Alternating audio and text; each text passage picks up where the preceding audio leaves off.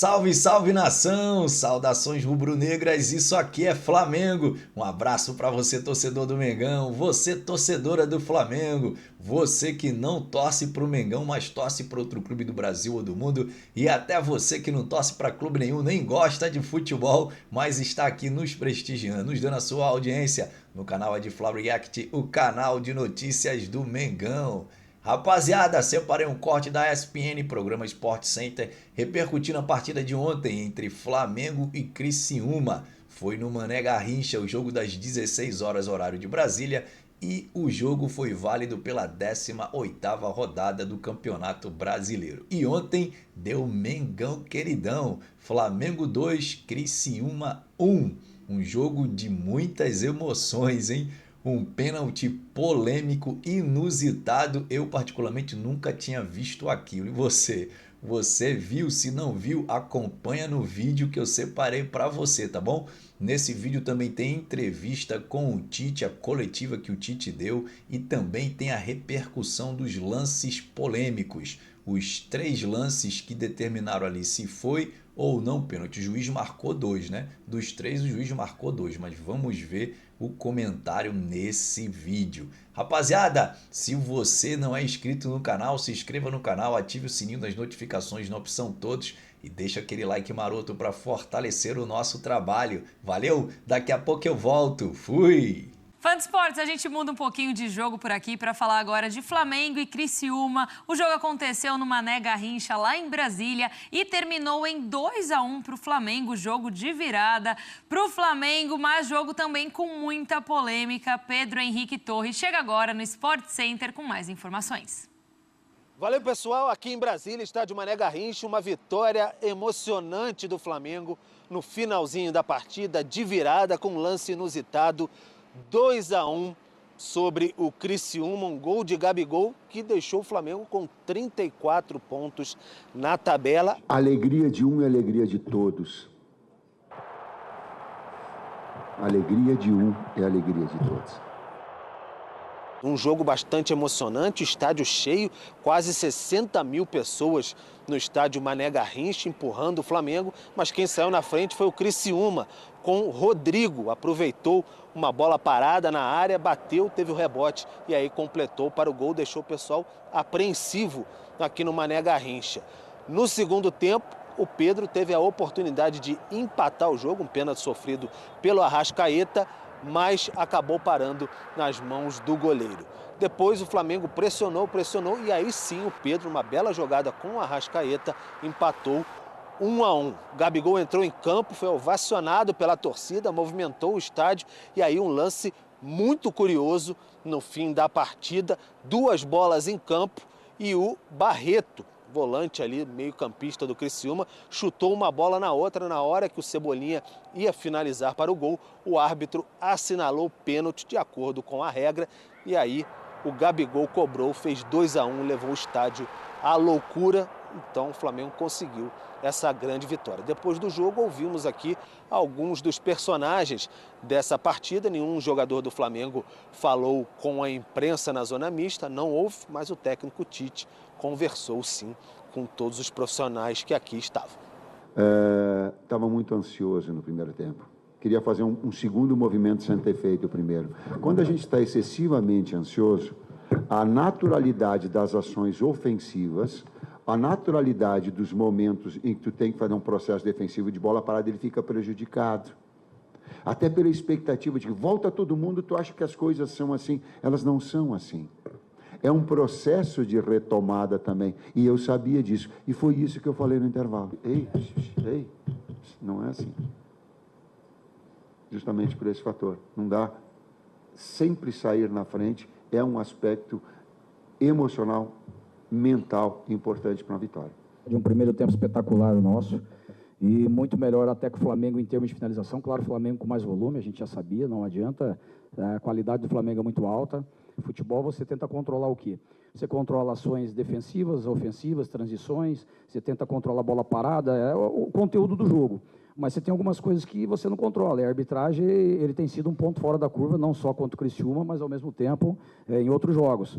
Qual que é a nossa reclamação no lance ali? O lance da origem, o lance que termina para o pênalti, ele marcar o pênalti, ele está correto. Só que a origem antes, a regra era bem clara. Se tem uma segunda bola, né, no setor envolvido a jogada, ele deve parar o lance. Então, uma bola estava próxima à outra. Até quando o Barreto vira, o jogador do Flamengo já tem um controle de uma bola e tem outra bola à frente dele. Então, essa é a nossa reclamação, porque ele teve tempo. Então é isso, o Flamengo segue a batida na temporada. Próxima quarta-feira, contra o Vitória no Barradão, tem jogo pelo Campeonato Brasileiro. O Criciúma só volta a campo no dia 27 com o Juventude. Renata Ruel, por favor, volte ao Sport Center, porque nós temos que falar desse jogo. A gente fala de pênalti marcado no Arrascaeta, a gente fala de pênalti não marcado no Léo Pereira e, claro, falaremos também de 2 bolas em campo. Por favor, comece as suas explicações, porque tem muita coisa para a gente conversar. Tem muita coisa sim, Nath. É interessante a gente falar que a arbitragem não deixa o brasileiro sem assunto, né? É assunto para mesa de bar, para roda de amigos, para encontro de família, e aí vamos nós, e só está começando a rodada. Aí a gente tem o primeiro lance, que é o pênalti marcado em cima do Pedro. Para mim, você tem uma infração, sim, você tem um calço imprudente. Nesse calço imprudente, o árbitro está muito bem posicionado, e aí fica até complicado a gente falar o porquê que ele não marcou. Às vezes até a proximidade demais faz com que ele não veja a ação conforme deveria. Para mim, é aquela faltinha dentro do campo, contato mínimo, lance imprudente. Ao você agir com a disputa com o adversário, você age sem precaução, falta sem cartão amarelo. Dentro da área pênalti, eu concordo com a revisão do VAR nesse lance. Tá certo, já pode emendar então, por favor, agora o não pênalti em cima do Léo Pereira. Vamos lá, nós temos vários lances, né? Eu falo que esse jogo exigiu bastante. Você tem a ação do goleiro em defender a bola. Ele primeiro defende a bola e depois você tem o contato de jogo. Para mim, o que acontece aí? A hora que ele defende, é o próprio atacante que vai em cima dele. A imagem de trás do gol é até melhor essa aí, ó. Ele defende e quem está vindo em direção a ele é o atacante. Você tem um contato de jogo, você tem um contato onde o goleiro primeiro pega a bola e depois tem o contato com o jogador. Contato perna com costas ali, sem a intensidade alta, sem nada disso. Para mim, segue um lance. Mas eu falo que o goleiro aí, ele teve mais sorte do que juízo. E vamos para o último, né, Nath? Não, por favor, porque agora de fato é uma grande polêmica. Eu admito para você, Renata, que eu nunca tinha visto nada parecido com isso. O desenrolar, na verdade, do que aconteceu, que foram as 2 bolas ali em determinado momento dentro de campo. A gente está muito acostumado a ver a arbitragem muitas vezes parar o jogo quando tem um objeto, uma bola, algo extra. Até aconteceu no jogo do Palmeiras depois, né? Tinha umas bexigas no campo de jogo, nem estava na jogada, o árbitro já parou a jogada e já pediu para tirar. O que acontece nesse lance? A regra, nós temos 2 regras diferentes aí. Primeiro, a regra 5. A regra 5 fala que se você tem uma bola adicional no campo de jogo, o árbitro tem que paralisar a partida se essa bola interferir na jogada. E aí você vai para uma regra 12, que é a questão do jogador arremessar ou tocar a bola, outro jogador com um objeto. Quando ele jogar com a mão, arremessar com a mão, ou jogar, tocar a bola do jogo com outra bola, com outro objeto, pela regra do jogo é tiro livre direto. Dentro da área, tiro penal. Essa é a regra. A questão é, esse lance de jogar a bola na outra bola, isso dentro da área é pênalti, é factual, não tem interpretação se a bola está em jogo. Onde cabe a interpretação? Se essa bola extra interfere ou não na ação do defensor. O defensor, ele muda a direção dele, vai jogar essa bola e aí faz com que a bola interfere, ou ele simplesmente a bola está no caminho dele e isso interfere a ação dele. Outro ponto importante que eu acho fundamental, o árbitro apitou, paralisou o jogo? Não apitou, não paralisou o jogo. Ele estava de frente para o jogo e viu aquela bola extra. Se ele deixou o jogo correr, ele interpretou que aquela bola não interfere no jogo naquele momento, não importa a proximidade. Não escutou apito, está valendo tudo. E aí entra até a questão que o próprio jogador, né, admitiu depois em entrevista que não tinha intenção e muitos não sabem da regra. Então, dentro da realidade do que a gente vê num jogo, a maioria dos árbitros nesse tipo de lance vai deixar o jogo correr e vai marcar uma infração, uma penalidade.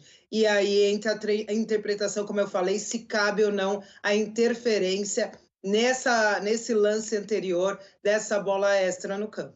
E é isso aí, rapaziada. Muito obrigado por ter ficado comigo no vídeo até aqui. Muita polêmica, hein? Como eu falei, um pênalti inusitado. Cara, eu nunca vi aquele lance ali em uma partida de futebol. Que aquele zagueirão estava pensando quando chutou aquela bola para tirar a bola que estava nos pés do Cebolinha. E olha, eu acho que o Cebolinha ia dar sequência àquela jogada. Poderia ser um gol, hein? Poderia ser um gol do Mengão. Então o juizão marcou o pênalti corretamente, tá na regra, é para ser marcado, não tem jeito. Embora o técnico do Criciúma tenha contestado o primeiro lance, mas o primeiro lance o árbitro deve parar o jogo se a bola estiver interferindo na partida, interferindo no algum lance, coisa que não estava acontecendo. Essa foi a interpretação do árbitro que, diga-se de passagem, apitou bem a partida de ontem, hein? E até o VAR atuou bem também na partida de ontem. Então, pessoal, muito obrigado por ter ficado comigo no vídeo até aqui. Um forte abraço